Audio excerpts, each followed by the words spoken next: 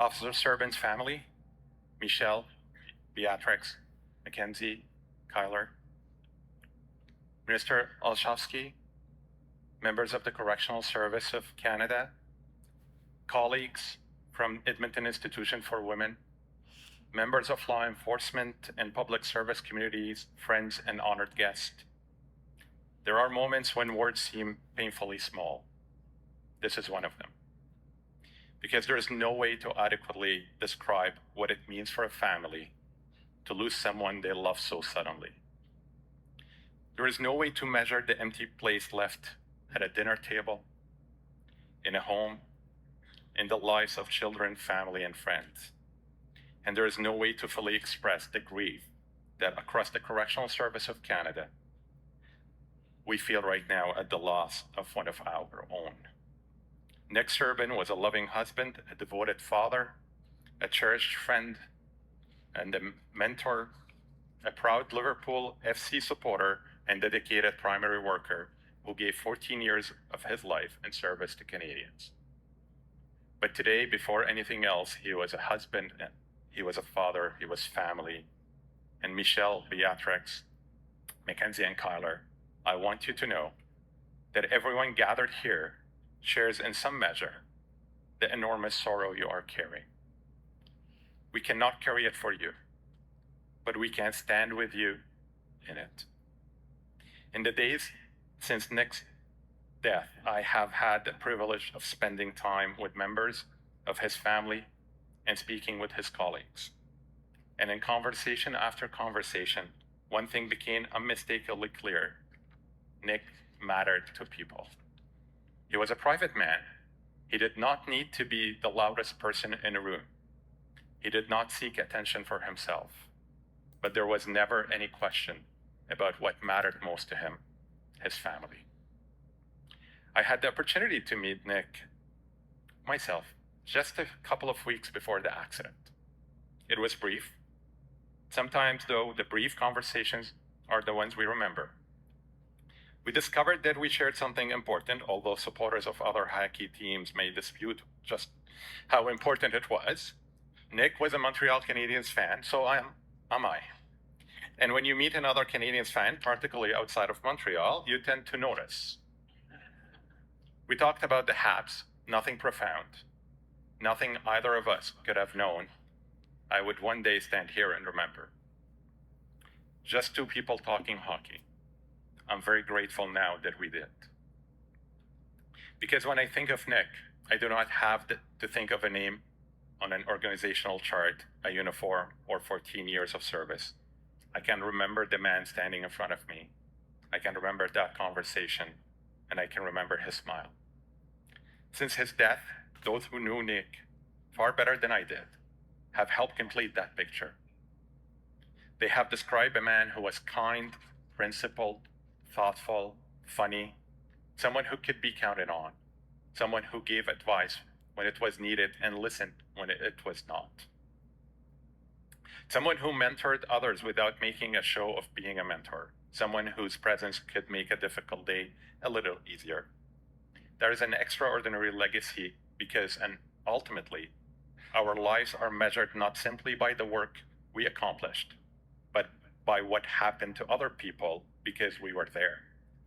Nick made a difference because he was there. For 14 years, he brought those qualities to the Correctional Service of Canada. Correctional work is difficult work. Most of it happens beyond public view. Every day, correctional officers and employees walk through institutional doors, knowing they may encounter unpredictability, confrontation, and danger. They are responsible for maintaining security. They are responsible for protecting one another. And at the same time, they are asked to see the humanity in the people in our care and to help create the possibility of rehabilitation and change. That requires professionalism, it requires judgment, it requires courage, it requires compassion. Nick understood that, and he lived it. His death also reminds us of something that everyone in this room who have served the public understands. Across this country, correctional officers, Police officers, peace officers, first responders, and public servants leave their homes every morning and go to work in service of others. Their families watch them walk out the door. Most days, thankfully, they come home again. That expectation is so ordinary that we rarely speak about it until a day comes when someone does not. To the law enforcement officers and public servants who are here today, and to Nick's colleagues from across Correctional Service of Canada, thank you. You have come not simply to represent your organizations or your uniforms. You have come because you understand. You understand the bond created by service. You understand the responsibility that comes with protecting Canadians. And you understand the loss of one of our own. Today, that community grieves with Serban family. And we also remember that Nick was working alongside his colleague, Ramandeep Kaur Mann, who lost her life that same day. For Nick's colleagues, grief does not end when the service ends. You will return to work. You will walk familiar corridors. You will see the places Nick stood. You will remember conversations, jokes, routines, and moments that once seemed entirely ordinary. And his absence will be present in those places for a long time. To those colleagues, I want to say, you do not carry that alone. As Commissioner, I have a responsibility to ensure that people who serve this country through the Correctional Service are supported and protected in the work they do. But today, that responsibility feels deeply personal. We owe it to Nick. We owe it to Ramandeep. We owe it to every CSC employee and to every family that sends someone they love to work with us every day. And we must continue to look after one another. Today, though, the uniform is only one part of what we honor. We honor Nick, the man whose kindness and humor made other people's days better. 14 years of service tells us something about Nick, but it does not tell us everything. The people gathered in this room today, the grief in this room today does. And the love in this room certainly does.